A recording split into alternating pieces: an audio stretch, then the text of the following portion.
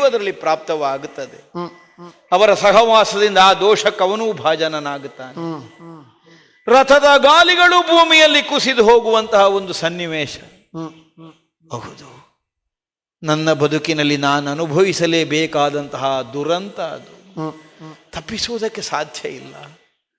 ಬ್ರಾಹ್ಮಣನೊಬ್ಬನ ಶಾಪಾನುಸಾರವಾಗಿ ಯುದ್ಧ ಭೂಮಿಯಲ್ಲಿ ರಥದ ಗಾಲಿಗಳನ್ನು ಭೂಮಿಯೇ ಕಚ್ಚಿ ಹಿಡಿಯುವಂತಹ ದುಸ್ಥಿತಿಯನ್ನು ನನ್ನ ಬದುಕಿನಲ್ಲಿ ಅನಿವಾರ್ಯ ಆಗಿ ಹೋಯಿತು. ಆದರೆ ಬಂದ ಶಾಪವೋ ಒದಗಿದ ವರವೋ ಅದನ್ನು ವಿನಿಯೋಗ ಮಾಡುವಲ್ಲಿ ಕೇವಲ ಅದೃಷ್ಟದತ್ತವೇ ಗಮನ ಕೊಡಬೇಕಾದದ್ದಲ್ವಲ್ಲ.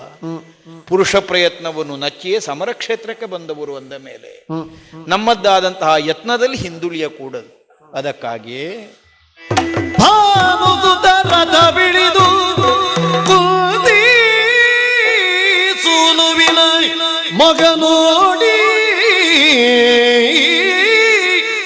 ನೀತಿ ವಿಧಾನದಲ್ಲಿ ತಾನುರಿದ ಸರ್ವರು ಮೆಚ್ಚುವಂತದಲ್ಲಿ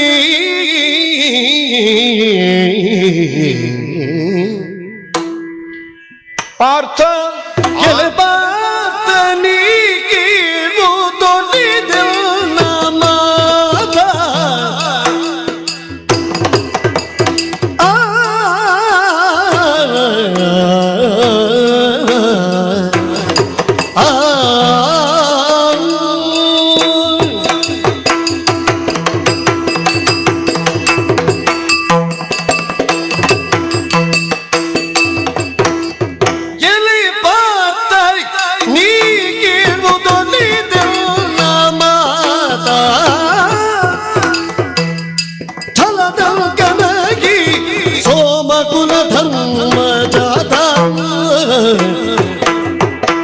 ನೆಲದನಿ ಉಳಿದು ಮಡಿಸಿದು ರಥವು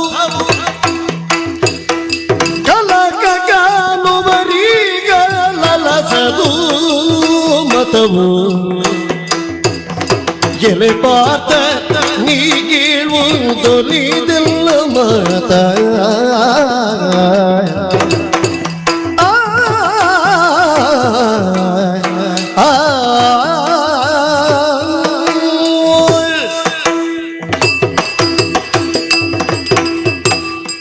ಎಲೆ ಪಾರ್ಥ, ಕರ್ಣ ರಥ ಇಳಿದೆ. ನಾನು ಪಕ್ಕ ಆಚೀಚೆ ನೋಡುವುದು ಸ್ವರ ಏನು ವ್ಯತ್ಯಾಸ ಆದದ್ದು. ನಿನ್ನ ಮುಖವನ್ನೂ ನೋಡಿದೆ. ಕುಂತಿ ಸುತ, ಸೌಭಾಗ್ಯವಂತನಪ್ಪ. ಆ ಮಹಾತಾಯಿಯ ಕೊನೆಯ ಮಗ ನೀನು. ನಮ್ಮಮ್ಮ ಮೂರೇ ಹೆತ್ತದ್ದು, ಅದಕ್ಕಿಂತ ಹೆಚ್ಚು ಬೇಡ ಅಂತ. ನನ್ನನ್ನು ಹೆತ್ತಲ್ಲಿಗೆ ಸಾಕು ಅಂತಾಗಿದೆ ನಮ್ಮ ಅಮ್ಮನಿಗೆ. ಆದ್ದರಿಂದಲೇ ನಿನಗೆ ಪಾರ್ಥ ಅಂತ ಹೆಸರು ಬಂತಂತೆ. ಪೃಥಾದೇವಿಯ ನಂದನ ಪೃಥ್ವಿಯಲ್ಲಿ ಮಾತೆಯ ಮಾತನ್ನು ಈಡೇರಿಸುವ ಮಗ ಶರೀರವಾಣಿ. ಸಾಮಾನ್ಯವಾಗಿ ಮಾತೃ ಸಂಬಂಧವಾಗಿ ಪಿತೃ ಸಂಬಂಧವಾಗಿ ಮೊದಲಿನ ಮಕ್ಕಳಿಗೆ ಬರಬೇಕಾದದ್ದು ಹೆಸರು. ಹೌದು, ಈ ಮೊದಲ ಮಗನಿಗೆ ಬರಲಿಲ್ಲ ಪಾರ್ಥ ಅಂತ ಹೆಸರು. ಇಲ್ಲ, ನನ್ನ ಅಣ್ಣನಿಗೆ ಧರ್ಮರಾಯ ಅಂತ ಹೆಸರು, ಯುಧಿಷ್ಠಿರ ಅಂತ. ಕೊನೆಯವನಾದ ನಿನಗೆ ಬಂತು. ನನ್ನಲ್ಲಿ ಒಬ್ಬ ಧರ್ಮರಾಯ, ಒಬ್ಬ ಭೀಮ, ನಾನು ಸೇರಿ 3 ಜನ ಒಟ್ಟಿಗೆ. ನಂಜು ಮತ್ಸರದಿಂದ ಹೇಳಿದ್ದಲ್ಲ, ನಿನ್ನ ಸೌಭಾಗ್ಯದ ಬಗ್ಗೆ ಹೇಳಿದ್ದು. ಪಾರ್ಥ, ಅಲ್ಲ ನಿನಗೆ ಮತ್ಸರ ಯಾಕೆ? ನೀನು ನನ್ನ ತಾಯಿಯ ಮಗನ. ಶ್ರೇಷ್ಠವಾದಂತಹ ಚಂದ್ರವಂಶದಲ್ಲಿ ಪಾಂಡು ಚಕ್ರವರ್ತಿಯ ಕ್ಷೇತ್ರಜನಾಗಿ ದೇವೇಂದ್ರನ ಪರಮಾನುಗ್ರಹದಿಂದ ಈ ಇಳೆಯ ಬೆಳಕನ್ನು ಕಾಣುವಂತಹ ಅವಕಾಶವನ್ನು ನೀನು ಹೊಂದಿದ. ಕುಲಕೀರ್ತಿ ವರ್ಧಕನಾದಂತಹ ಮಗನಿವನು ಅನ್ನುವಂತೆಯೇ ನಿನ್ನ ಯೋಗ್ಯತೆಯ ಕುರಿತಾಗಿ ದೇವವಾಣಿಯ ಪ್ರಪಂಚಕ್ಕೆ ಸಾರಿತಂತ. ಹಾಗಿದ್ರೆ ಏನು? ಒಂದು ದೈವ ಸಂಕಲ್ಪದಿಂದ ಚಂದ್ರವಂಶದ ಕುಡಿಯಾಗಿ ಈ ಪ್ರಪಂಚದ ಬೆಳಕನ್ನು ಕಂಡ ನೀನು ಧರ್ಮರಾಯನ ತಮ್ಮ ಅಲ್ವೋ? ಯಾವ ಕಾಲಕ್ಕೂ ಧರ್ಮ ಮೀರಿದಂತಹ ಪಥವನ್ನು ಅನುಸರಿಸುವವನಲ್ಲ. ನಮ್ಮಣ್ಣ ಹೇಳದೆ ನಾವು ಏನೂ ಮಾಡುವವರಲ್ಲ. ಅಲ್ಲ, ಧರ್ಮಾನುಜಾತ ಆ ಪಥವನ್ನು ಅತಿಕ್ರಮಿಸಿ ಸಾಗುವ ಅಲ್ಲ. ಒಂದು ಧರ್ಮರಾಯನ ತಮ್ಮ ಅಂತ, ಇನ್ನೊಂದು ಧರ್ಮವನ್ನು ಅನುಸರಿಸುವವರು, ಧರ್ಮ ಸಹಜಾತ. ಯುದ್ಧ ಭೂಮಿ ಇದು. ಒಬ್ಬ ಸರ್ವಸಮರ್ಥನಾದಂತಹ ಯೋಧ ನೀನು. ನಿನ್ನನ್ನು ನಾನು ಸ್ಪರ್ಧಿಸುತ್ತಾ ಇರಬಹುದು. ನನ್ನನ್ನು ಕೊಲ್ಲುವುದಕ್ಕಾಗಿ ನೀನು ಪ್ರತಿಜ್ಞಾಬದ್ಧನಿರಬಹುದು. ನಿನ್ನ ಸಾವಿಗೆ ನಾನು ಕಾಲವನ್ನು ನಿರೀಕ್ಷಿಸುವವನೇ ಆಗಿರಬಹುದು. ಆದರೂ ಒಬ್ಬ ಯೋಧನಾದವನು ನಿರೀಕ್ಷಿಸುವುದೇನನ್ನು? ಸಮಾನವಾದಂತಹ ಸ್ಥಿತಿಯಲ್ಲಿ ಪರಸ್ಪರರಿದ್ದಾಗ ನಡೆಯಬೇಕಾದ ಸ್ಪರ್ಧೆ ಅಲ್ವಾ? ಈಗ ವಿಕ್ರಮಾತಿಶಯಗಳಲ್ಲಿ ಸ್ವಲ್ಪ ಹೆಚ್ಚು ಕಡಿಮೆ ಇರಬಹುದು, ಒಂದೇ ಆಗಿದ್ದ ವಿಕ್ರಮ ಅಂತ ಅರ್ಥ ಅಲ್ಲ. ಅಂತೂ ಸಮವಾದ ಸ್ಥಿತಿಯಲ್ಲೇ ಆದ್ರೂ ಇರಬೇಕಲ್ಲ. ಒಬ್ಬ ರಥ ಏರಿ ಹೋರಾಟ ಮಾಡುವುದು, ಒಬ್ಬ ಬೇಕಾದ ಶಸ್ತ್ರಾಸ್ತ್ರಗಳನ್ನು ವಿನಿಯೋಗ ಮಾಡಿ ಹೋರಾಟ ಮಾಡುವುದು, ಒಬ್ಬ ಬರಿದಾದಂತಹ ಸ್ಥಿತಿಯಲ್ಲಿ ಹೋರಾಟ ಮಾಡುವುದನ್ನು ಸಮಸ್ಥಿತಿಯ ಹೋರಾಟ ಅಂತ ಹೇಳುವುದಕ್ಕೆ ಸಾಧ್ಯ ಆಗ್ತದೆ. ಅದಕ್ಕೆ ಅಲ್ವಾ ರಾಮನಿಗೆ ರಥ ಬಂದದ್ದು ದೇವಲೋಕದಿಂದ. ನೋಡಿದೆಯಾ ನನ್ನ ರಥ? ನೆಲದಲ್ಲಿ ಹೂಳಿದುಮ್ಮಳಿಸಿದು ರಥವು. ರಥವೇ ಮುಂದಕ್ಕೆ ಬಾಗಿದೆ, ಕುದುರೆಗಳು ಮುಂಗಾಲುಗಳನ್ನು ಊರಿ ನೆಲದಲ್ಲಿ ಕುಳಿತಿವೆ. ರಥವ ಸಮಸ್ಥಿತಿಯಲ್ಲಿ ನಿಲ್ಲದೆ ಹೋರಾಟ ಮಾಡುವುದಕ್ಕೆ ನನಗೆ ನೇರವಾಗಿ ರಥದಲ್ಲಿ ನಿಲ್ಲುವುದಕ್ಕೆ ಅವಕಾಶ ಆಗುವುದಿಲ್ಲ. ಸಾಲದೇ ಇದ್ದದಕ್ಕೆ ಸಾರಥಿಯೂ ಇಲ್ಲ, ಆಯುಧಗಳೂ ಬರಿದಾಗಿದೆ. ನಮ್ಮೊಡೆಯನಾದಂತಹ ಸುಯೋಧನ 800 ಬಂಡಿಗಳಲ್ಲಿ ನನ್ನ ಯುದ್ಧದ ಅನುಕೂಲಕ್ಕೆ ಬೇಕಾದಂತೆ ಶಸ್ತ್ರಾಸ್ತ್ರಗಳನ್ನು ತುಂಬಿ ಕಳುಹಿದ್ದನ್ನು ನಿಮ್ಮ ಪಕ್ಷದವರೇ ಪಥ ಮಧ್ಯದಲ್ಲಿ ತಡೆದು ನಿಲ್ಲಿಸಿದ್ದಾರೆ. ಈ ಕಡೆಗದು ಬಂದು ಸೇರಕೊಡುದು ಅನ್ನುವುದಕ್ಕಾಗಿ.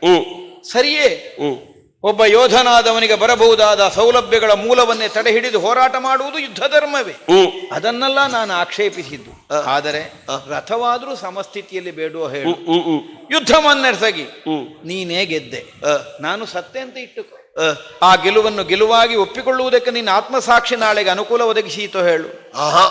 ಒಂದು ವಿಷಮ ಸ್ಥಿತಿಯಲ್ಲಿರುವವನನ್ನು ಯುದ್ಧದಲ್ಲಿ ನಾನು ನಾಶ ಮಾಡಿದ್ದೇನೆ ಅನ್ನುವಂತಹ ಭಾವನೆ ನನ್ನನ್ನು ಆವರಿಸದೆ ಹೇಳು. ಆದ್ದರಿಂದಲೇ ಒಬ್ಬ ಯೋಧನಾಗಿ ಯೋಚಿಸು. ರಥವನ್ನು ಸಮಸ್ಥಿತಿಗೆ ತರುವುದಕ್ಕಾಗಿ ರಥದ ದಂಡೆಗೆ ಹೆಗಲು ಕೊಟ್ಟು ಭೂಮಿಯ ಆಳದಲ್ಲಿ ಹೂತು ಹೋದಂತಹ ಗಾಲಿಗಳನ್ನು ಮೇಲೆತ್ತುವುದಕ್ಕಾಗಿ ನನಗೆ ಒಂದು ಕ್ಷಣದ ಅವಕಾಶ ಕೊಟ್ಟರೆ ಅದನ್ನು ಸಮಸ್ಥಿತಿಗೆ ತಂದು ಆಮೇಲೆ ಯುದ್ಧ ಮಾಡ್ತೇನೆ. ಇಷ್ಟಾದರೂ ನಿನ್ನಲ್ಲಿ ಯುದ್ಧ ಮಾಡುವಲ್ಲಿ ನನಗೆ ಅಲಸಿಕೆ ಇಲ್ಲ. ಈಗಲೂ ನಿನ್ನೊಂದಿಗೆ ಸ್ಪರ್ಧೆಯ ಈ ಮನೋಭಾವವನ್ನೇ ಹೊಂದಿದ್ದೇನೆ. ಆದರೆ ಸಮಸ್ಥಿತಿಗೆ ರಥ ತರುವುದಕ್ಕಾಗಿ ಅವಕಾಶ ಕೊಡುವೆಯಾ ಹೇಳು. ನಿನ್ನ ದಯನೀಯವಾದ ಸ್ಥಿತಿಯನ್ನು ಕಾಣುವಾಗ ಯಥಾರ್ಥಕ್ಕಾದರೂ ನನಗೆ ಕನಿಕರ ಹುಟ್ಟುತ್ತಾ ಇದೆ.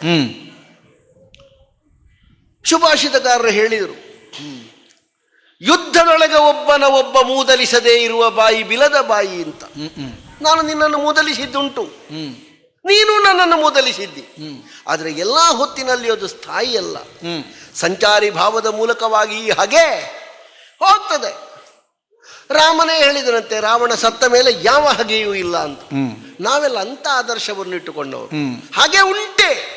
ಆದ್ರೆ ಒಬ್ಬ ಸೋತ ಹೊತ್ತಿನಲ್ಲೆಲ್ಲ ಹೆಣಕ್ಕೆ ಕಡಿಯುವವರೆಲ್ಲ ನಾವಲ್ಲ, ನಾವು ಜಾತಿ ಕ್ಷತ್ರಿಯರು ಅಂತ. ನಿನಗೆ ಅವಕಾಶ, ನೀನು ಎತ್ತಿ ಸಮಸ್ಥಿತಿಗೆ ಬರುವಲ್ಲಿವರೆಗೆ ಹೊತ್ತುಕೊಂಡಿದ್ದೇನೆ, ಬಿಡು. ಸರಿ, ಬೈರಿಗಳಿಗೆ ಬಂದು ಮಸಗಿದಾಗಲೇ ಕೊಲ್ಲಲು ಬೇಕೆಂಬುದು ಅರಸುಗಳ ಹಸನಾದ ನೀತಿ. ತೊಡು ತೊಡು ಮಹಾಸ್ತ್ರವನೆಂದು ಮುರವೈರಿ ಗರ್ಜಿಸಿದನು. ಅರ್ಜುನ, ನಾವು ಸ್ವಲ್ಪ ಮಾತಾಡುವ ಹೊತ್ತುಂಟು. ಎಂಥದ್ದು ಹೊತ್ತಿರುವುದು? ಅವರ ರಥ ಎಲ್ಲ ಎತ್ತಿ ಎಲ್ಲ ತಯಾರಾಗಬೇಕು. ಎಲ್ಲಿ ಯಾವಾಗ ಯಾವ ವಾಗ್ದಾನವನ್ನು ಕೊಡಬೇಕು ಎಂಬ ವಿವೇಕ ಇಲ್ವೋ ನಿನಗೆ? ಏನು ಮಾತಾಡ್ತಾ ಇದ್ದಿ? ರಥವೆತ್ತುವುದಕ್ಕೆ ಅನುವು ಮಾಡಿಕೊಡಬೇಕಂತೆ. ಅಲ್ಲಿಯವರೆಗೆ ನಿನ್ನದ್ದು ಏನು ಕ್ಷಮಾದಾನವ? ಶರಣಾಗತಿಯನ್ನು ಹೊಂದಿದ್ದಾನವ. ಅವನೊಂದು ತಯಾರಾಗಬೇಡುವ? ಎಂಥದ್ದು ಸಿದ್ಧ ಆಗುವುದಕ್ಕಿರುವುದು? ವೈರಿಗಳಿಗೆ ಆಪತ್ತಡಿಸಿದ ಕಾಲದಲ್ಲಿ ಕೊಲ್ಲಬೇಕೆಂಬುದು ಹಸನಾದ ನೃಪನೀತಿ. ಶತ್ರು ಶೇಷ ಉಳಿಯದಂತೆ ಮರ್ದಿಸಬೇಕಾದ್ದು ರಾಜನ್ಯ ಕುಲದವರ ನೀತಿ. ಪ್ರತಿಪಕ್ಷದ ಬಲವನ್ನು ಕುಗ್ಗಿಸುವುದಕ್ಕೆ ಪ್ರಹಾರ ಮಾಡುವುದು ಪಾರ್ಥಿವ ಪಂಥದ ಮಹಾಲಕ್ಷಣ. ಊಡು ಶರವನ್ನು ಕೊಲ್ಲವನನ್ನು ಇದೇ ಸರಿಯಾದ ಕಾಲ. ಎಂಥದ್ದು? ಹರಿಯಾಡಿದುದು ಕೇಳಿದು ತರಣಿ ಕುಮಾರನ ಬೆನ್ನ ನಿರೀಕ್ಷಿಸಲಾಗ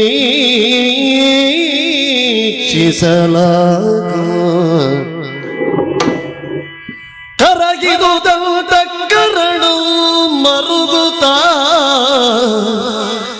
ಬಳಿಕ ಜಪಿತನೊಡನಿಂತನು ಪಾರ್ಥ ಮನಸ್ಸಿ ಜಪಿತ ನೀನು ಮಾತಿನಿ ಬಿಟ್ಟಾಡು ಕರ್ಣನಾರೈ ಕರ್ಣನಾರೈ ಕರ್ಣನಾರೈ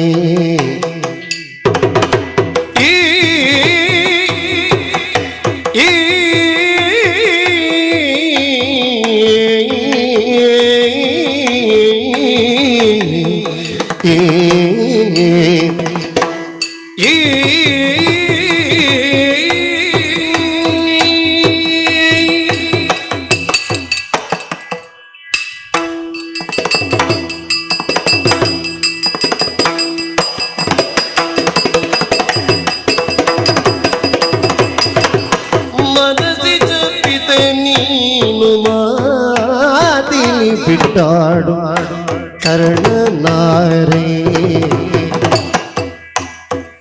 ಎಲ್ಲ ಮನದಲ್ಲಿ ಹಲವು ಹಂಬಲಿಸುತ್ತಲೀ ಬುದು ಕರ್ಣನಾರೇ ಎಲ್ಲ ಮನದಲ್ಲಿ ಹಲವು ಹಂಬಲಿಸುತ್ತಲೀ ಬುದು ಕರ್ಣನಾರೇ ಕರ್ಣನಾರೇ ಧನು ಬಿತ್ತಲಾರೆ ಕೂರ್ಕಣಿ ತೊಡಲಾರೆ ಧನು ಬಿತ್ತಲಾರೆ ಕೂರ್ಕಣಿ ತೊಡಲಾರೆನು ಕರ್ಣನಾರೇ ಕರ್ಣನಾರೇ ಮೇಲಿನಗೀಸು ಬಗೆಗಾಣದಾತನ ಮೇಲು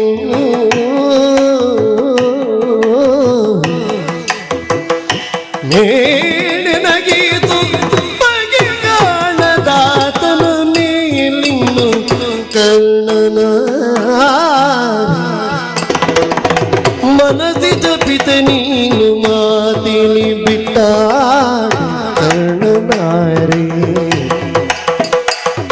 ಎಲ್ಲ ಮನದಲ್ಲಿ ಹಲವು ಹಂಬಲಿಸುತ್ತಲೀ ಇರ್ಬುದು ಕರ್ಣನಾರೇ ಕರ್ಣನಾರೇ ಕರ್ಣನಾರೇ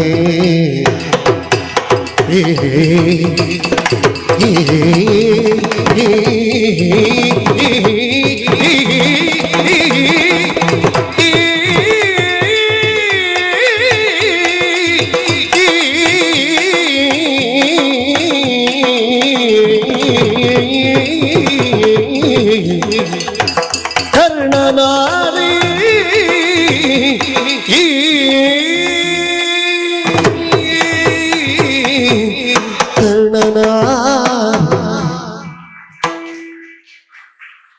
ಹೇ ಭಗವಂತ, ತೊಡು ಮಹಾಸ್ತ್ರವನ್ನು. ಈ ಪ್ರಪಂಚದಲ್ಲಿ ದೇವಭಾವ ಬೇರೆ, ಜೀವಭಾವ ಬೇರೆ. ವ್ಯಾವಹಾರಿಕವಾಗಿ ನೀನು ನನ್ನ ಭಾವ, ನಾನು ನಿನಗೆ ಭಾವ, ನೀನು ನನ್ನ ಬಂಡಿಯ ಬೋವ, ಆರಾಧಿಸುವ ದೇವ. ಆದರೆ ನಿನ್ನಷ್ಟು ವಿಶಾಲವಾಗಿ ಚಿಂತಿಸುವುದಕ್ಕೆ ನಮ್ಮ ಎದೆಗೂಡಲ್ಲಿ ಅವಕಾಶ ಇಲ್ಲ ಪ್ರಭೋ. ಓಹೋ, ನಾವೆಲ್ಲ ಭಾವನೆಗೆ ಒಳಗಾಗ್ತೇವೆ. ನೀನಾದ್ರೆ ಸೆರೆಮನೆಯೊಳಗೆ ಹುಟ್ಟಿ ಅರಮನೆಯಲ್ಲಿರುವವನನ್ನು ಯಮಲೋಕಕ್ಕೆ ಕಳುಹಿಸ್ತೀಯ. ಎಲ್ಲ ಮಕ್ಕಳು ಕೂಗುತ್ತಾ ಕೂಗುತ್ತಾ ಈ ಪ್ರಪಂಚದಲ್ಲಿ ಕಣ್ಣು ತೆರೆಯುತ್ತಾರೆ. ಆದ್ರೆ ನೀನು ನಗಾಡ್ತಾ ನಗಾಡ್ತಾ ನಗಾಡ್ತಾ ಕೆಲವರ ಕಣ್ಣು ಮುಚ್ಚಿಸಿದೆ ಪ್ರಭೋ. ಯಾಕೆ ಹೇಳ್ತೇನೆ ಬಲ್ಲಯ್ಯ? ಯಾಕೆ? ನರಕಾಸುರನನ್ನು ಕೊಂದೆ. ಅವನ ಬಂಧನದೊಳಗಿರುವಂತಹ 16,000 ಹೆಣ್ಮಕ್ಕಳು ದೇಹಿ ಕೃಷ್ಣ ಅಂತ ಕಾಲಿಗೆ ಬಿದ್ದರಂತೆ. ನಿನ್ನರಸಿಯಾದಂತಹ ಭಾಮಾದೇವಿಯೇ ಅವರಿಗೆ ನೀನು ನಾಥನಾಗು ಅಂತ ಒತ್ತಾಯ ಮಾಡಿದಳಂತೆ. ಸತ್ಯಭಾಮ ರಮಣನ ದರ್ಶನವಾದ ಕ್ಷಣ ನರಕನೂ ಹೋದ, ಮುರನೂ ಹೋದ. ಆ ನರಕ ಮುರರ ಬಂಧನದಲ್ಲಿರುವಂತಹ ಹೆಣ್ಮಕ್ಕಳಿಗೆ ಮುಕ್ತವಾದಂತಹ ಜೀವನ ಒಂದು ಪ್ರಾಪ್ತವಾಗಬೇಕು ಅಂತ ಇದ್ರೆ ನೀನು ಬಿಟ್ರೆ ಬೇರೆ ಯಾರು ಪ್ರಭೋ? ಆದ್ರಿಂದಲೇ ಪತಿಕರಿಸಿದೆ. ಪತಿತರಾಗ ಕೂಡದು ಎನ್ನುವುದರಿಂದ ಪತಿತೋದ್ಧರಣನಾಗಿರುವಂತಹ ನೀನು ಅವರನ್ನು ಸತಿಯರನ್ನಾಗಿಸಿ ನೀನು ಪತಿಯಾದೆ. ಇಲ್ಲದಿದ್ದರೆ ನಿನಗೆ ಯಾಕೆ ಬೇಕು? ಈ ಲೋಕದಲ್ಲಿ ಎಷ್ಟು ಮದುವೆಯಾದರೂ ನಿನ್ನನ್ನು ಬ್ರಹ್ಮಚಾರಿ ಅಂತ ಹೇಳಿದರು ಪ್ರಭು. ಹೆಚ್ಚು ದೂರ ಹೋಗುವುದು ಯಾಕೆ? ನಮ್ಮಮ್ಮ ಒಂದು ಕಾಲದಲ್ಲಿ ಶೂರಸೇನನಿಗೆ ಮಗಳು, ದತ್ತಾಗಿ ಕುಂತಿ ಭೋಜನಿಗೆ ಕೊಟ್ಟ ಮೇಲೆ ಗೋತ್ರವನ್ನು ಕಡಿದುಕೊಡುವುದು ಅಂತ ಲೆಕ್ಕ. ನೀನು ಶೂರಸೇನನ ಮಗನ ಮಗ. ಎಲ್ಲಿಯ ಸಂಬಂಧ? ಮೊದಲಾದ್ರೆ ಹೌದು, ಮತ್ತೆ ಎಲ್ಲಿ? ಆದರೂ ಏಕಚಕ್ರ ನಗರದಲ್ಲಿ ಕುಂಬಾರ ಗೃಹದಲ್ಲಿರುವಾಗ ನೀನು ಬಂದೆ. ನಮ್ಮಮ್ಮನನ್ನು ಕಂಡೆ. ದ್ರೌಪದಿ ಸ್ವಯಂವರದಲ್ಲಂತೂ ಸ್ಪಷ್ಟವಾಗಿ ನಮ್ಮ ಜೀವಕ್ಕೆ ನೀನು ಹೊಣೆ ಅಂತ ಹೇಳಿದೆ. ಮೊನ್ನೆ ನಡೆದಿರುವಂತಹ ಸಂಧಾನದ ಸಭೆಯಲ್ಲಿ ಪಾಂಡವರೈವರ ಪ್ರಾಣಕ್ಕೆ ನಾನು ಹೊಣೆ. ಮಮ ಪ್ರಾಣಾಹಿ ಪಾಂಡವಾಹ ಸ್ಪಷ್ಟವಾಗಿ ಆಡಿದ. ಸ್ಪಷ್ಟವಾಗಿ ಸಂಧಾನದ ಸಭೆಯಲ್ಲಿ ಕೌರವನ ಸಮ್ಮುಖದಲ್ಲಿ ಹೇಳಿದವ ನೀನು. ಹಾಗಾದರೆ ನಿನಗೆ ಬೇಕು ಅಂತಾದ್ರೆ ಎಲ್ಲಿಯ ಸಂಬಂಧವನ್ನಾದ್ರೂ ಒಟ್ಟು ಮಾಡ್ತೀಯ? ಬೇಡ. ಕರುಣಾಕರನಾದಂತಹ ನಿನಗೆ ಕರುಣೆ ಹುಟ್ಟದೇ ಇದ್ರೆ ಎಷ್ಟು ಹತ್ತಿರದ ಸಂಬಂಧವಾದ್ರೂ ನಿನಗೆ ಲೆಕ್ಕವೇ ಅಲ್ಲ. ಸರಿ. ಮಾತುಳ ಅಂತ ಹೇಳಿದರೆ ತಂದೆಗೆ ಸಮಾನ. ಮಾತುಳ ಅಂತಕ ನೀನು. ಹೌದು. ಒಡ ಹುಟ್ಟಿದಂತಹ ವಾಸುದೇವ ಪೌಂಡ್ರಕನನ್ನು ನೀನು ಬಿಡ್ಲಿಲ್ಲ, ಕೊಂದೆ. ಭಾವನೆಯನ್ನು ಅಭಿಮಾನದಿಂದ ಶಿಶುಪಾಲನನ್ನು ಬದುಕಗೊಳ್ಳಿಲ್ಲ. ಶಿರವರಿದೆ. ಅಜ್ಜನೆನ್ನುವ ನೆಪದಿಂದ ಮಾಗದನನ್ನು ಉರುಳಿಸದೆ ಬಿಡ್ಲಿಲ್ಲ. ಮಡುಹಿಸಿದೆ. ಅತ್ತೆಯಂದಿರು ವೈಧವೆಯರಾಗ್ತಾರೆ ಎನ್ನುವುದನ್ನೂ ಎಣಿಸದೆ ಮಾವನನ್ನು ಕೊಲ್ಲದೆ ಉಳಿಯಲಿಲ್ಲ. ನಿನ್ನಲ್ಲಿ ನಾನು ಏನು ಅಂತ ಹೇಳಿ ಬಾಂಧವ್ಯದ ನೆಲೆಯನ್ನು? ಹೇ ಕರುಣಾಕರನೆ, ಓ ಮಾರಜನಕನೇ, ಮನಸ್ಸಿಗ ಪಿತನೆ, ಮನದಲ್ಲಿ ಹುಟ್ಟುವ ಪ್ರತಿಯೊಂದು ಭಾವಗಳಿಗೂ ನೀನು ಅಪ್ಪನಾದ್ರೆ ನನ್ನ ಮನಸ್ಸಿನಲ್ಲಿ ಯಾಕೆ ಇಂಥ ಹಂಬಲ ಹುಟ್ಟುತ್ತಾ ಇದೆ ನನಗೆ ಅರ್ಥ ಆಗ್ತಾ ಇಲ್ಲ. ಏನು ಹಂಬಲ? ಧನು ಎತ್ತು, ಬಾಣಾನುಸಂಧಾನ ಮಾಡು, ಮಹಾಸ್ತ್ರವನ್ನು ತೆಗೆದು ಹೊಡಿ. ವೈರಿಗಳಿಗೆ ಆಪತ್ತು ಬಂದಾವಾಗಲೇ ಅವರನ್ನು ಕೊಲ್ಲಬೇಕು ಎನ್ನುವುದು ರಾಜನೀತಿ ಅಂತ ಹೇಳ್ತೀಯಲ್ಲ ಪ್ರಭು. ನನಗೆ ಅವರಲ್ಲಿ ಹಾಗೆ ಕಾಣಬೇಕಲ್ಲ. ಕರ್ಣನಲ್ಲಿ ಕಾಣುವುದಿಲ್ಲ. ಹಾಗೆ ಕಾಣುವುದಿಲ್ವ? ಅವನ ಬೆನ್ನು ನೋಡಿದೀಯ ನೀನು? ಹೆಚ್ಚು ತೋರುತ್ತಲಿದೆ ಕರ್ಣನಾರಿ, ಕರ್ಣನಾರಿ.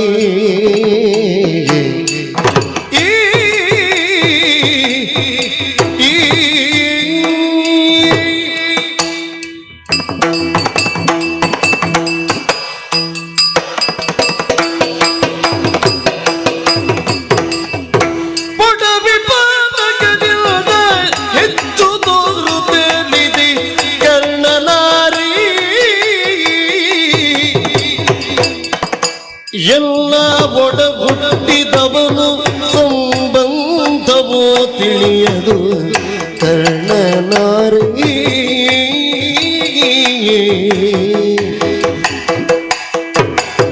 ನಡೆಯದೆಲ್ಲಯ ಮಾತನಂಗಳಾತನ ಮೇಲೆ, ನಡೆಯದೆಲ್ಲಯ ಮಾರ್ಗಣಗಳಾತನ ಮೇಲೆ ಕರ್ಣನಾರಿ. ದೇವನುಡಿ ನುಡಿ ಮರೆ ಮಾದ ಪೀಠಯ ತಾರ್ಥವ ಕರ್ಣನಾರಿ, ಕರ್ಣನಾರಿ, ಕರ್ಣನಾರಿ. ಮನಸ್ಸಿದ ಪಿತ ನೀನು ಮಾತಿಲಿ ಬಿಟ್ಟಾಡು ಕರ್ಣನಾರಿ.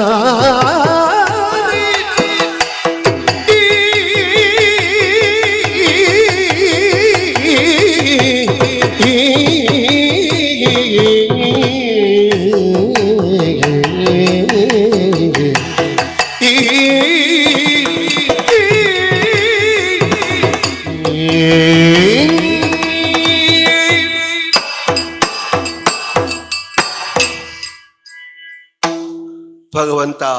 ಪಾರ್ಥ, ನನ್ನ ಎದೆ ಉರಿಯುತ್ತಾ ಇದೆ ಪ್ರಭೋ. ಯಾಕೆ? ಕಂಠಲ ಪಸೆ ಆರ್ತಾ ಇದೆ. ಏನಾಯಿತು?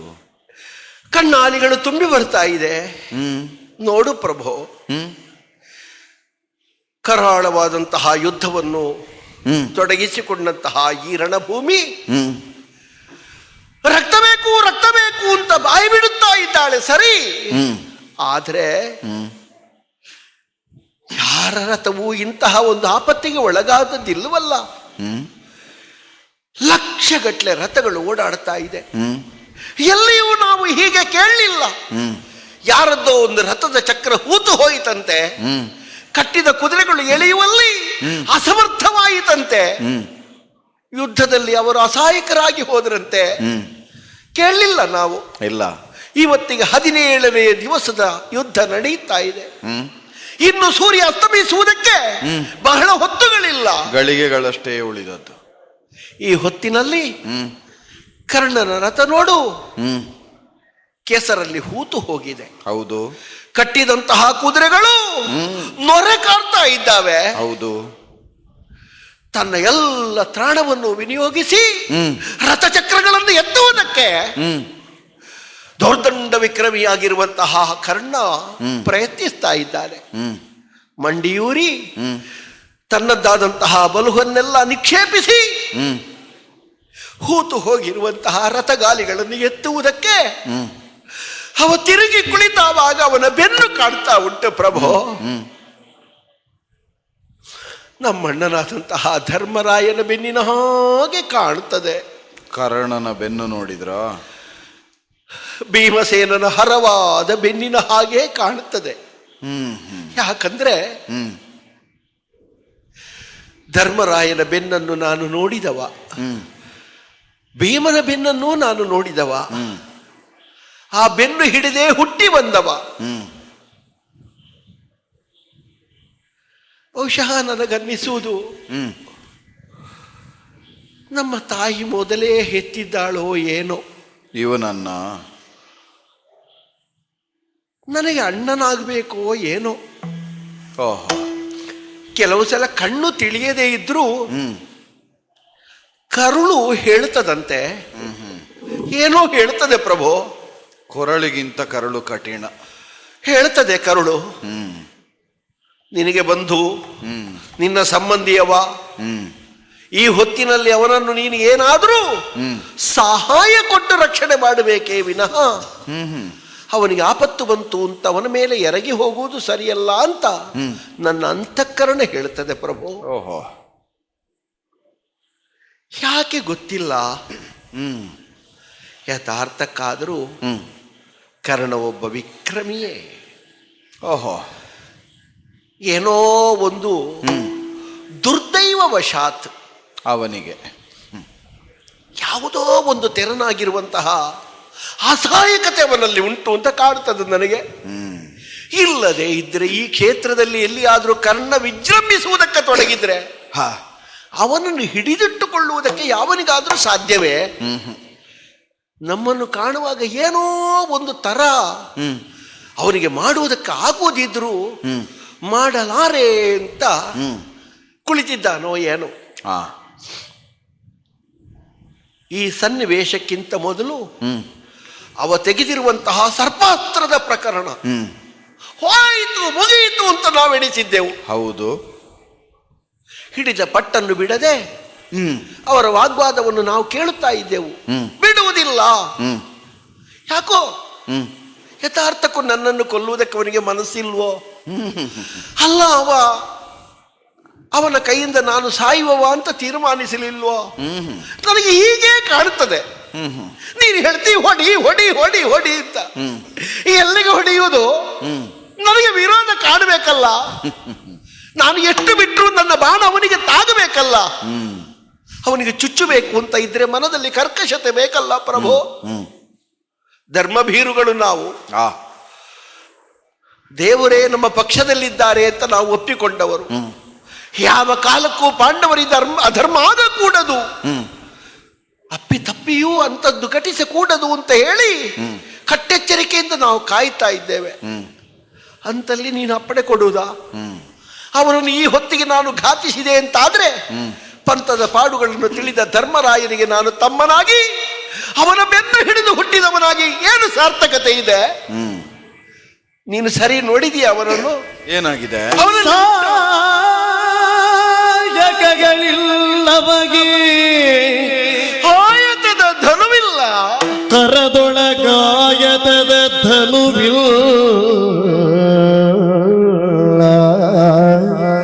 ಬರಿದೆ ನಿರಾಯುಧನ ನಾನೆಂತ ಕೊಲ್ಲಲಿ, ಬರಿದೆ ನಿರಾಯುಧನ ಕೊಲಲಿಲ್ದಡಿಲ್ತಿ ನೋಡು ಮನದೊಳಗೆ, ನೋಡು ಮನದೊಳಗೆ. ಇಲ್ಲ ಪ್ರಭೋ ಇಲ್ಲ. ಬಾಯ ಬಿಡುತ್ತಲಿ ರಥವ ನಿಳಿದಿಳಿದ ಎನ್ನುತ್ತ ನಿಲ್ದವನ, ಬಾಯ ಬಿಡುತ್ತಲಿ ರಥವ ನಿಳಿದು ಇಳಿದು ಎನ್ನುತ್ತ ನಿಲ್ದವನ, ಮೇಲುರುಗಾಯ ತೋರುವನಾರು, ಮೇಲುರುಗಾಯ ತೋರುವನಾರು. ನೀ ನಿಷ್ಕರುಣಿ, ನೀ ನಿಷ್ಕರುಣಿ ಹೋಗೆಂದ,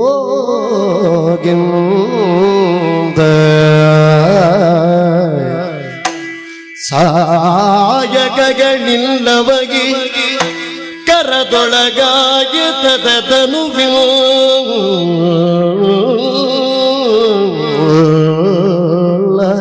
ಸಾಯಕಗಳಿಲ್ಲ, ಆಯತದ ಧನುವಿಲ್ಲ, ಬರಿದೆ ನಿರಾಯುಧನ ಕೊಲಲಿಲ್ದಡಿಲ್ತಿ ನೋಡು. ಇಲ್ಲ ಪ್ರಭೋ. ನೀ ನಿಷ್ಕರುಣಿ ಹೋಗೆಂದ,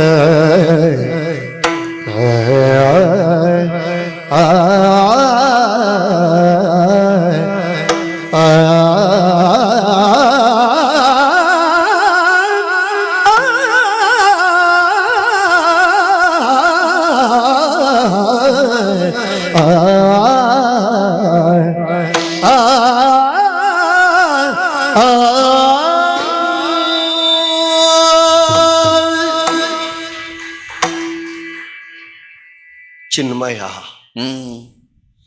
ನಾನು ಮೃಣ್ಮಯ ಪ್ರಭು. ಬಲ್ಲೆ. ನೀನು ಉಂಟು ಅಂತಲೂ ಹೇಳಿ ಇಲ್ಲದೆ ಇದ್ದದ್ದನ್ನು ಉಂಟು ಅಂತ ಮಾಡಬಲ್ಲೆ, ಇದ್ದದ್ದನ್ನು ಇಲ್ಲ ಅಂತ ಹೇಳಿಯೂ ಅದು ಇಲ್ಲ ಅಂತಲೂ ತೋರಿಸಬಲ್ಲೆ. ನಿನ್ನ ಅಮ್ಮ ಕೇಳಿದಳಂತೆ, ಮಗನೇ ನಿನಗಿಂತ ಮೊದಲು ನಾನು 6 ಹೆತ್ತಿದ್ದೇನೋ, ಆ ಮಕ್ಕಳನ್ನೊಮ್ಮೆ ನೋಡಬೇಕು ಅಂತ ಆಗ್ತದೆ ಅಂತ ಸಾಲು ತಂದು ನಿಲ್ಲಿಸಿದ್ಯಂತೆ. ನಿನಗಾಗ್ತದೆ, ನನಗಾಗುವುದಿಲ್ಲ ಪ್ರಭು.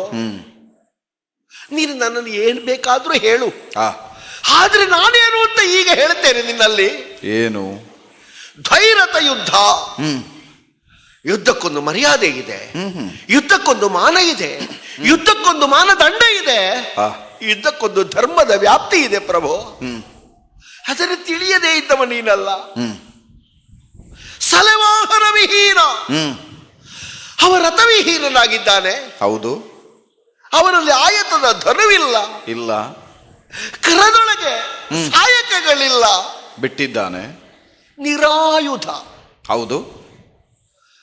ಆಯುಧ ಪಾಣಿಯಾದ ನಾನು, ರಥಾರೂಢನಾದ ನಾನು, ಸಕಲ ಸಲಕರಣೆಗಳಿಂದ ಒಡಗೂಡಿದ ನಾನು, ನಿರಾಯುಧನನ್ನು ಘಾತಿಸಿಕೊಳ್ಳಬೇಕು ಅಂತ ನೀನು ಅಪ್ಪಣೆ ಮಾಡ್ತೀಯಲ್ಲ ಪ್ರಭು. ಇದನ್ನು ನಾನು ಕೇಳಬೇಕೆ? ನನ್ನ ಅಂತಃಕರಣ ಹೇಳ್ತದೆ ಏನು ಅಂತ. ಅನ್ಯಾಯ ಮಾಡಬೇಡ. ಆಹಾ, ಏನೋ ಒಂದು ತೆರನಾಗಿರುವಂತಹ ಕಟ್ಟದಲ್ಲಿ ಸಿಕ್ಕಿದ್ದಾನೆ, ಅವನು ಯಾವನೋ ಅಂತ ಎಣಿಸಬೇಡ. ನಿನ್ನ ಒಟ್ಟಿಗೆ ಇರುವಂತಹ ನಿನ್ನ ಭಾವನನ್ನು ಕೇಳು. ಕರ್ಣನಾರು ನೀನು ಕಾಣದೇ ಇರುವುದಿಲ್ಲ ಪ್ರಭು. ನಮ್ಮ ಮಡದಿಯಾದ ದ್ರೌಪದಿ ತೊಳೆದು ಹಾಕಿದ ಪಾತ್ರೆಯಲ್ಲಾದರೂ ಅರ್ಧ ಅನ್ನದ ಅಗುಳನ್ನು ಕಂಡವ ನೀನು. ದುರ್ವಾಸರ ಶಾಪದಿಂದ ಬಿಡುಗಡೆ ಸಿಕ್ಕಿದ್ದು ನಮಗೆ ಹಾಗೆ. ಈ ಲೋಕದಲ್ಲಿ ನೀನು ಕಾಣದೇ ಇರುವುದು, ನಿನಗೆ ಕಾಣುವುದಕ್ಕೆ ಬಾರದೇ ಇರುವುದು ಯಾವುದೂ ಇಲ್ಲ. ಅಂತರಂಗವನ್ನು ಕಟ್ಟಿಡಬೇಡ. ಮಹಿಮಾಂತರಂಗ, ಅನಂತಾರಂತರಂಗ, ಮಾತಿಲಿ ಬಿಟ್ಟಾಡು, ಕಟ್ಟಿಡಬೇಡ.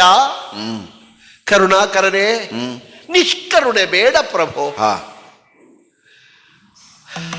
ಏನ್ ಮಾಡುವ ಹೇಳು? ಎಲ್ಲವರಿಗೂ ಎಲ್ಲವೂ ಸಿಕ್ಕುವುದಿಲ್ವಲ್ಲ. ಕರ್ಣನ ಹಣೆ ಬರಹ ಹಾಗೆ.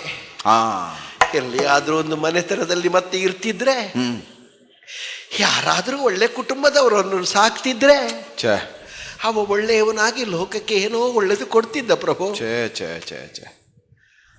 ಕೌರವನ ಬಾಯ್ದ ಮೂಲಕ್ಕೆ ಕೈಯೊಡ್ಡುವಂತಹ ಒಂದು ದುರ್ತರತೆ ಅವನಿಗೆ ಬಂದಿದೆ. ಅವನಿಗೆ ಬಂತಲ್ವ? ಹಾಗೆ ಅಂತೇಳಿ ಇದ್ದದ್ದನ್ನು ಇಲ್ಲ ಅಂತ ಹೇಳುವುದಕ್ಕೆ ಸಾಧ್ಯವಾಗುವುದಿಲ್ವಲ್ಲ. ಆದ್ದರಿಂದ ನಿನಗೆ ಕೈ ಮುಗಿದು ಕೇಳ್ತೇನೆ, ಅವನನ್ನು ಹೊಡಿ ಅಂತ ಮಾತ್ರ ಹೇಳಬೇಡ.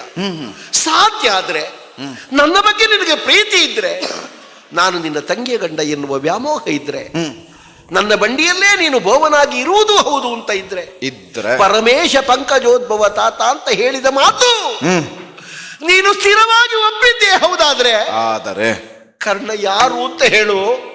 ನನ್ನಮ್ಮ ಹೆತ್ತ ಮಗುವೆ. ಯಾರು ಪ್ರಭು? ಯಾರವ? ಪಾರ್ಥ. ಎಂದಡೆಲ ಬರುಳೆ ಕೌತೆಯ ನಿನಗೆ ನಿಂಬೆ ಮಂದಮತಿ ಸೂತ ಸುತ ನಿವ ನಿನ್ನ ಬಾಂಧವನೇ ಹಂದೆ ಕುಲಗಿಡುಗ ನೀನೇದು ಮರುಗುವೆ ಸಾಕು ದಣ ರಣಾಗ್ರದೊಳಗೆ ಕಂದನ ಭೀಮಲ್ಯುವ ಕೊಲುವಾಗಲಿ ದೇವ ಸಂಬಂಧದವ ನೆನದಿನುದ ನೋಡಿದನೆ ಬಿಡು ವ್ರತ ಬಂಧುತನವವು ಬಳಿಕ ಧನು ವಿಡಿದು ತೊಡು ದಿವ್ಯ ಮಾರ್ಗನ ಈಗದನು. ಪಾರ್ಥ, ದೇವರೇ, ತನ್ನ ಮೈಗೆ ಗಾಯವಾದರೆ ಕಣ್ಣೀರು ಸಹಜವಾಗಿ ಇಳಿಯುತ್ತದೆ. ಅದು ಮನುಷ್ಯನಿಗಾಗಲಿ ಪಶುಗಳಿಗಾಗಲಿ ಸಮಾನವೇ. ಅನ್ಯರ ಮೈಯ ಗಾಯವನ್ನು ಕಂಡು ನಮಗೆ ಕಣ್ಣೀರಿಳಿದ್ರೆ ಅವರನ್ನು ಸಜ್ಜನರು ಅಂತ ಮಾನಿಸ್ತೇವೆ. ಅಂಥವರನ್ನೇ ಸುಮನಸರು ಅಂತ ಲೋಕ ಒಪ್ಪುವುದು. ನೀನು, ನಿನ್ನ ಅಣ್ಣ ಧರ್ಮರಾಯನು, ನಿನ್ನ ಅಣ್ಣ ಭೀಮಸೇನನು, ಮಾದ್ರೇಯರಾದ ನಕುಲ ಸಹದೇವರು, ನಿಮಗೆಲ್ಲರಿಗೂ ಅದು ಶೀಲ. ಅನ್ಯರಿಗಾದ ಸಂಕಟವನ್ನು ತಮ್ಮದ್ದು ಅಂತ ಬಗೆದು ಅವರ ಸಂಕಟಕ್ಕೆ ಸ್ಪಂದನೆಯನ್ನು ಒದಗಿಸುವುದು. ಈಗಲೂ ಅದನ್ನೇ ಮಾಡುತ್ತಾ ಇದ್ದೆ. ಭಾವತೀವ್ರತೆಯಿಂದ ಕಣ್ಣಾಲಿಗಳು ತುಂಬಿ ಕಪೋಲವನ್ನು ಜಾರಿ ಕೆಳಗಿಳಿಯುತ್ತಾ ಇದೆ. ಕರ್ಣನಾರೈ ಕರ್ಣನಾರೈ ಕರ್ಣನಾರೈ. ಒಂದು ಸಮೀಕರಣವನ್ನು ಮಾಡುವಾಗ ವಸ್ತುವಿನ ಮೌಲ್ಯ ಹಿಗ್ಗುವಂತೆ ಸಮೀಕರಣ ಮಾಡಬೇಕು.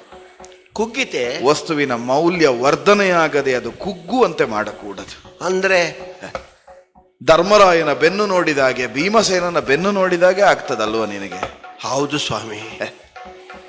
ರಾಜಸೂಯ ವಭೃತ ಸ್ನಾತನಾಗಿ ಆರ್ಯಾವರ್ತಕ್ಕೆ ಚಕ್ರವರ್ತಿ ಪೀಠವನ್ನೇರುವ ಅರ್ಹತೆಯನ್ನು ಸಂಪಾದಿಸಿದವ ಶಂತ ಚಕ್ರವರ್ತಿನ ತರುವಾಯ ನಿಮ್ಮ ವಂಶದಲ್ಲಿ ಆ ಮನೆತನದ ಆಢ್ಯಪೀಠವನ್ನೇರುವ ಅರ್ಹತೆಯನ್ನು ಸಂಪಾದಿಸಿದ ಏಕೈಕ ವ್ಯಕ್ತಿ ಧರ್ಮರಾಯ. ಉಳಿದದ್ದನ್ನು ಬಿಡು.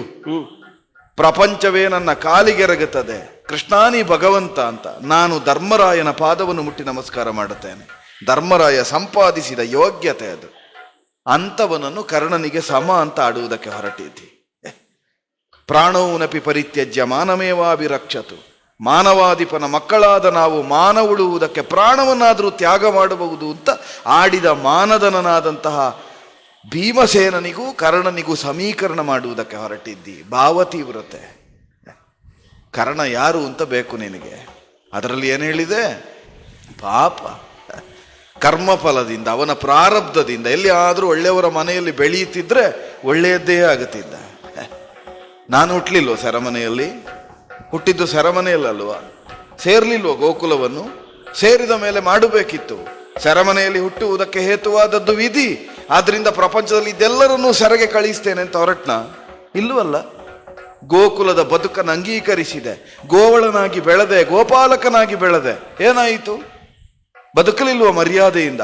ಶಾಸ್ತ್ರ ಮರ್ಯಾದೆಯನ್ನು, ನೀತಿಯ ಮರ್ಯಾದೆಯನ್ನು, ರೋಕದ ಸತ್ಯವೃತ್ತವನ್ನು ಪಾಲಿಸುವುದಕ್ಕೆ ಬೇಕಾದ್ದು ಅಂತಃಕರಣ ಶುದ್ಧತೆ. ಅದಕ್ಕಿಂತ ಹೆಚ್ಚಿನ ಪರಿಸ್ಥಿತಿಯೋ ವಾತಾವರಣವೋ ಅಲ್ಲ. ಕರ್ಣನಿಗದು ಲಭ್ಯವಾಗಲಿಲ್ವ? ತೇಲಿ ಬಂದವ ಎಲ್ಲಿಂದಲಾದರೂ ಆಗಲಿ ತೇಲಿ ಬಂದವ ಸೇರಲಿಲ್ವ ಅಧಿರಥನ ಮನೆಯನ್ನು? ಅಧಿರಥ ಏನು ಸಾಮಾನ್ಯನೋ? ಆಢ್ಯನಲ್ವ? ಅಧಿರಥನ ಪತ್ನಿ ಅಪ್ರತಿಮ ಸುಂದರಿ ಅಲ್ವಾ? ಆಶ್ರಯ ಸಿಕ್ಕಲಿಲ್ವ? ಧೃತರಾಷ್ಟ್ರನಿಗೆ ಪರಮಸಖ್ಯವನ್ನು ಹೊಂದಿದಂತಹ ಅಧಿರಥನ ಮನೆಯಲ್ಲಿ ಬೆಳೆಯಬಹುದಿತ್ತಲ್ಲ ಸಜ್ಜನನಾಗಿ. ಯಾಕೆ ಪಾಂಡವರ ವಿರೋಧವನ್ನು ಕಲ್ಪಿಸುವುದಕ್ಕೆ ಹೊರಟ? ಪರೀಕ್ಷಾ ರಂಗದಿಂದ ತಾನಾಗಿ ಪಂಥವನ್ನು ಯಾಕೆ ಮೇಲೆಳೆದುಕೊಂಡ? ಬದುಕಿನಲ್ಲಿ ಮಹತ್ವಾಕಾಂಕ್ಷೆ ಅವನ ತೀವ್ರತೆ. ಏನನ್ನಾದರೂ ಸಾಧಿಸ್ತೇನೆಂಬ ಅವಿವೇಕತನ, ಹೇಳದೆ ಕೇಳದೆ ದಾನ ಮಾಡುವ ಚಾಪಲ್ಯಶೀಲ, ಹಿರಿಯರನ್ನು ಗೌರವಿಸದೇ ಇರುವ ಅಂಧಮತಿತ್ವ, ಇಷ್ಟೆಲ್ಲ ಅವಗುಣಗಳನ್ನು ಹೊಂದಿದಾತ ದಾನವನ್ನು ಮಾಡುತ್ತೇನೆಂಬ ಒಂದು ನೆಲೆಯಿಂದ ಅಲ್ಲ, ಹೀಗೆ ಅಸಹಾಯಕ ಸ್ಥಿತಿಯಲ್ಲಿ ಬೇಡುವುದರಿಂದ ಸಜ್ಜನ ಅಂತ ಮಾನಿಸುವುದಕ್ಕೆ ಸಾಧ್ಯ ಇಲ್ಲ. ಮುದುಕುತನ ಆವರಿಸಿ ವೃದ್ಧಾಪ್ಯದಲ್ಲಿ ಸಿಂಹವೂ ವ್ಯಾಘ್ರವೂ ತಾನು ಸಜ್ಜನರಂತೆ ಪ್ರಪಂಚಕ್ಕೆ ಉಪದೇಶವನ್ನು ಕೊಡುತ್ತದೆ. ಅದು ಮಾಡಬಾರದನ್ನು ಮಾಡಿದ್ದಕ್ಕೆ ಉಣ್ಣುತ್ತಾ ಇರುವ ಫಲವೇ ಹೊರತಾಗಿ ಅದರ ಆಚೆ ಅದನ್ನು ತರ್ಕಿಸಿ ಯೋಚಿಸುವುದಕ್ಕಿಲ್ಲ. ಕಷ್ಟ ಕಾಲದಲ್ಲಿ ಎಲ್ಲರೂ ಹಾಗೆ ಕಾಣುತ್ತಾರೆ, ಸಜ್ಜನರಂತೆ ಬೇಡುತ್ತಾರೆ. ಅರೆಗಳಿಗೆ ಮೊದಲು ಆಡ್ಲಿಲ್ವ ನಿನ್ನ ತಲೆ ಕಡಿತೇನೆ ಅಂತ? ಆಗ ಹೇಳಿದ್ನ ಬಿಡು, ಶರಣಾಗತನಾಗಿ ಬಂದು ನಿನ್ನ ಪಾದಕ್ಕೆರಗಿ ಸೋತಿದ್ದೇನೆ ಅಂತ ಹೇಳಿದ್ನ? ಇಲ್ಲಲ್ಲ. ಏನ್ ಹೇಳಿದವ? ಅರೆಗಳಿಗೆ ಸೈರಿಸುವ ಪಾರ್ಥ, ಮರಳಿ ಸತ್ವವನ್ನು ಪಡೆದು ನಿನ್ನ ತಲೆ ಕಡಿತೇನೆ, ಅದಕ್ಕೆ ನೀ ಪೋಷಣೆಯನ್ನು ಕೊಡಬೇಕಾ? ರಾಜನೀತಿಯಿಂದಾದ್ರೂ ಒಮ್ಮೆ ಯೋಚನೆ ಮಾಡಿ ನೋಡು. ತಮಾದಿಗಳು ದೇವಲೋಕವನ್ನು ಮುತ್ತುವ ಪೂರ್ವದಲ್ಲಿಯೇ ಬೃಹಸ್ಪತಿ ಉಪದೇಶವನ್ನು ಮಾಡಿದರಂತೆ. ಪ್ರತಿಬಲದ ಬಲವರ್ಧನೆಯಾಗುವುದಕ್ಕೆ ಬಿಡಕೂಡದು, ಶತ್ರುವನ್ನು ಮೂಲ ಸಹಿತ ಕಿತ್ತೊಗೆಯಬೇಕು. ಬೃಹಸ್ಪತಿ ನೀತಿಗಿಂತ ನೀ ದೊಡ್ಡವನ? ನೀ ಬೃಹಸ್ಪತಿಗೆ ಅಪ್ಪನ? ಇಂದ್ರನ ಮಗ ಅಲ್ವ ನೀನು? ಇಂದ್ರನೇ ಗೌರವಿಸುವ ಬೃಹಸ್ಪತಿ ಆಡಿದ ಮಾತು ಅಂದ್ರೆ ಶತ್ರುಗಳಿಗೆ ಸಂಕಷ್ಟ ಒದಗಿದ ಕಾಲದಲ್ಲಿ ಕಾರುಣ್ಯವನ್ನು ತೋರಿಸುವುದಲ್ಲ. ಅವ ಸಜ್ಜನನಾಗಿ ನಿನ್ನ ಪಾದಕ್ಕೆರಗಿ ಪಾಂಡವರ ವಿರೋಧವನ್ನು ಬಿಟ್ಟೆ, ಕೌರವರ ಪಾಳೆಯವನ್ನು ತೊರೆದೆ, ನಿನ್ನನ್ನು ಆಲಂಬಿಸಿ ನಿನ್ನ ಬೆನ್ನ ಹಿಂದೆ ಬರ್ತೇನೆ ಅಂತ ನಿನ್ನ ಬೆನ್ನು ನೋಡುತ್ತಾನೋ, ಆಗ ಅವನ ಬೆನ್ನನ್ನು ನೋಡುವ. ನೀನು ಅವನ ಬೆನ್ನು ನೋಡಬೇಕಾದ್ದಲ್ಲ, ಅವನ ಎದೆಯನ್ನು ನೋಡಬೇಕಾದ್ದು, ಎದೆಯನ್ನು ಬಗೆಯಬೇಕಾದ್ದು. ಬಿಡು, ನಿನಗೆ ಜೀವ ಕಾರುಣ್ಯ ಅನ್ನುವುದು ಎಲ್ಲಿ ಯಾವಾಗ ಬರ್ತದೆ ಅಂತ ಇಲ್ಲ. ಅಪಾತ್ರರಲ್ಲಿ ತೋರುವ ಕಾರುಣ್ಯ, ಅಪಾತ್ರರೆಸುವ ದಾನ ಎರಡೂ ಅಧರ್ಮ ಅಂತಲೇ ಎನ್ನಿಸಿಕೊಳ್ತದೆ. ಅಧರ್ಮದ ದಾರಿಯನ್ನು ತುಳಿದು ಧರ್ಮರಾಯನಿಗೆ ತಮ್ಮ ಅಂತ ಹೇಳಬೇಡ. ಇಷ್ಟಾಗಿ ನೀನಲ್ಲಿ ಕರುಣಾಕರ ನಿಷ್ಕರುಣಿಯಂತೆ ಮಾಡಬೇಡ. ಕರ್ಣನಾರು ಕರ್ಣನ್ಯಾರು ಇದೇ ನಿನ್ನ ಪ್ರಶ್ನೆ ಹೌದು ಅಂತಾದ್ರೆ ಕರ್ಣ ಯಾರು ಅಂತ ನಾ ಹೇಳ್ತೇನೆ, ಕೇಳ್ತೀಯಾ? ಅದೊಂದು ಹೇಳು. ಕೇಳ್ತೀಯಾ? ಕರ್ಣ ಹುಟ್ಟಿದಲ್ಲಿಂದ ಇಲ್ಲಿಯವರೆಗೆ ಏನು ಅಂತ ನನಗೆ ಗೊತ್ತಿಲ್ಲ. ಕರ್ಣನನ್ನು ನಾ ಕಂಡಲ್ಲಿಂದ ಇಲ್ಲಿಯವರೆಗೆ ಅದನ್ನು ಹೇಳ್ತೇನೆ, ಕೇಳ್ತೀಯಾ? ಪರೀಕ್ಷಾ ರಂಗದಲ್ಲಿ ಕರೆಯದೇ ಬಂದು ಪಾರ್ಥನಿಗೆ ಮತ್ಸರವನ್ನು ತೋರಿ ತಾನೂ ಪಾರ್ಥನಂತಾಗಬೇಕು ಅಂತ ಮತ್ಸರದಿಂದಲೇ ಬದುಕನ್ನು ಕಟ್ಟಿಕೊಂಡ ಒಬ್ಬ ಮಹಾದುಷ್ಟ ಕರ್ಣ. ಸಾತ್ವಿಕ ಮಾತ್ಸರ್ಯ ಅದು. ಒಬ್ಬ ಒಳ್ಳೆಯ ಮಿಂಚುವಾಗ ನನ್ನಲ್ಲಿಯೂ ಉಂಟು ಅಂತ ಒಂದು ಸಾತ್ವಿಕ ಮಾತ್ಸರ್ಯ ಅದು. ತಂದೆ ಯಾರು ಅಂತ ಕೇಳಿದ ಹೊತ್ತಿನಲ್ಲಿ ಕೃಪಾಚಾರ್ಯರಿಗೆ ಉತ್ತರವಾಗಿ ಅಂಗರಾಜ್ಯಾಭಿಷೇಕವನ್ನು ಮಾಡಿದ ಕೌರವನಲ್ಲಿ ಪಾರ್ಥ ವಿದ್ವೇಷವನ್ನು ಬದುಕಿನವರೆಗೆ ಕೊಡು ಅಂತ ಕೇಳಿದ ಪಕ್ಷಪಾತಿ ಸಮಯ ಸಾಧಕ ಕರ್ಣ. ಬದುಕಲಿಕ್ಕಾಗಿ ಪಾಪ ಅವ ಇಲ್ಲದೇ ಇದ್ರೆ ಆಶಯ ಕೊಡುವುದಿಲ್ಲ. ಅದಕ್ಕಾಗಿ ಅದೇ ದೊಡ್ಡ ವಿಷಯ ಅಂತ ನನಗೆ ಕಾಣುವುದಿಲ್ಲ ಅದರಲ್ಲಿ. ದ್ಯೂತ ಸಭೆಯಲ್ಲಿ 5